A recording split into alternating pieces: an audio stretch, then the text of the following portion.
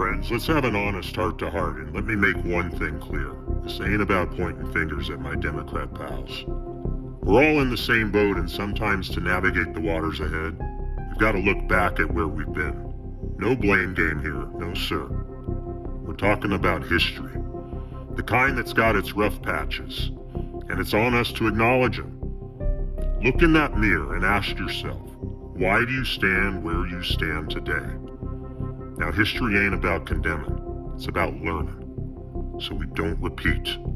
So let's reflect, let's ponder, and let's remember that the choices we make now will shape what comes next. When it comes to talking about racial equality and civil rights, folks might reckon the Democrats are the ones to think of.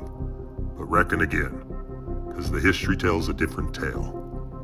Back in 1829, the Democrats kicked off their journey, but not in the way you'd hope.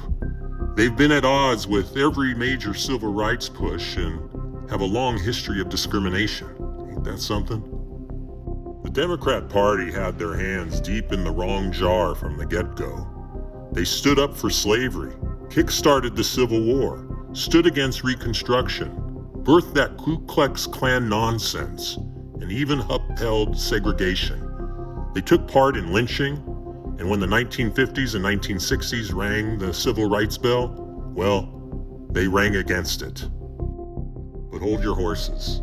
The Republicans, founded in 1854, saddled up against slavery. They wanted to put an end to it, plain and simple. But they hit a snag with that Dred Scott versus Sanford case in 1857. The court ruled that slaves were property, not citizens. 7 justices waving the Democrat banner voted for it. The 2 who said no way were Republicans. Then the Civil War came knocking, and who was in charge? None other than Abraham Lincoln, the very first Republican president, who freed the slaves and left a mark on history. Now fast forward a bit. Confederate Army surrendered and bam, John Wilkes Booth, the Democrat, took out President Lincoln. Democrat Andrew Johnson took the reins but wasn't so keen on Lincoln's plan for freed slaves. And talk about opposition. Democrats went head-to-head with the 13th Amendment, kicking slavery to the curb, the 14th giving blacks citizenship, and the 15th handing them the vote. You know who gave those amendments the green light? Republicans. Then came Reconstruction, with federal troops in the South helping out the newly freed. Black men got elected. 22 even found their way into Congress by 1900.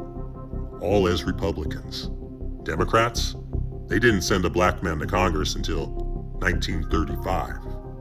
But oh boy, when those troops left, Democrats swept back in, reestablished white supremacy with laws and tests, and even got the Ku Klux Klan rolling, thanks to Democrat Nathan Bedford Forrest. And it don't stop there.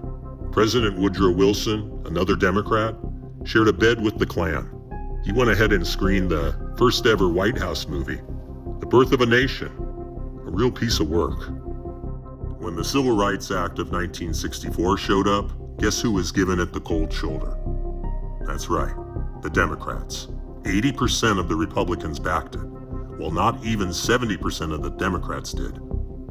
Democrats went and filibustered for 75 days, till the Republicans kicked the door down. Now here's the kicker.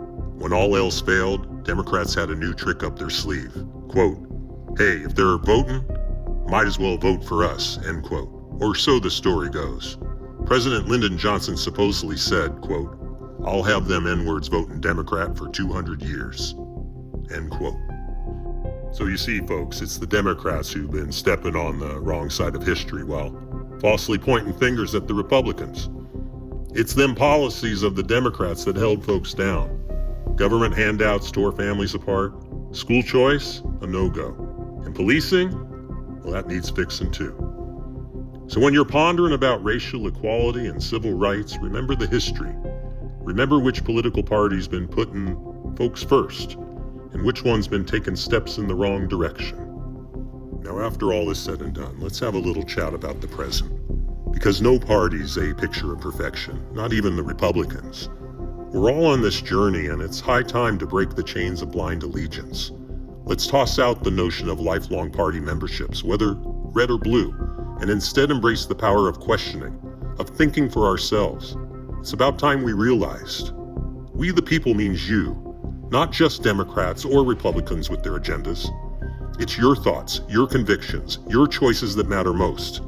So let's put aside that righteous stubbornness and start listening, opening our hearts and minds to what others have to say. It's about time we stop taking everything at face value and start critically, truly thinking. After all, we're all mostly good folks on this journey. It's just about time we start acting like it.